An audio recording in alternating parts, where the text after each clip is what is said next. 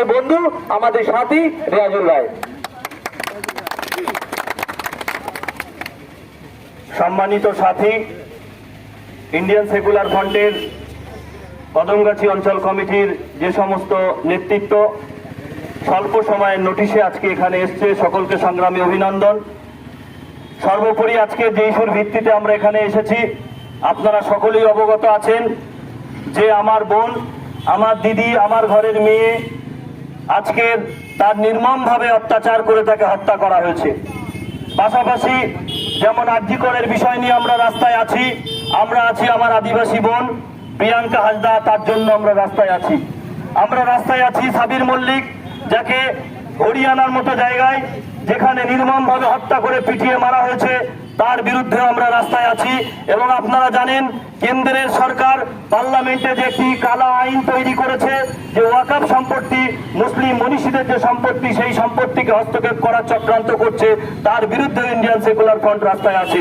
তাই আপনাদেরকে বলবো, আজকের আমরা এই রাজপথে দাঁড়িয়ে, এই টাকি রোডের মতো ঐতিহ্যবাহী রোডে দাঁড়িয়ে আমরা আজকের এখানে সমবেত হয়েছি।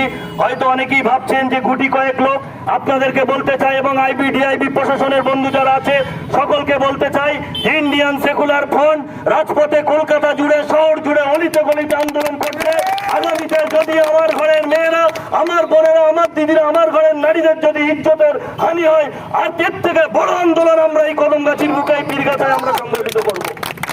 সম্মানিত বন্ধুবর্গ, যেহেতু আমরা ইন্ডিয়ান সেকুলার ফ্রন্ট একটি শৃঙ্খলা পরায়ণ দল, আমরা মানুষকে কষ্ট দিয়ে রাস্তা অবরুদ্ধ করে আন্দোলন করতে চাই না, তার পক্ষে আমরা না, আমাদের দলের চেয়ারম্যানের সেই নির্দেশ নেই।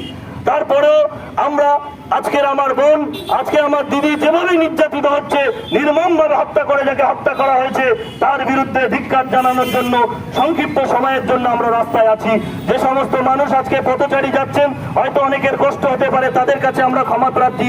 কিন্তু আজকের এই আন্দোলন যদি আমরা সংগঠিত না করি, আমরা যদি রাজপথে না থাকি, আগামী দিনে যারা দূরের থেকে মজা নিচ্ছেন, যারা দেখছেন, যারা ইন্ডিয়ান সেকুলার ফ্রন্টের আন্দোলনকে কটূক্তি করছেন, তাদের ঘরের মায়েরা, বোনেরা সুরক্ষিত থাকবে তো? থাকবে না।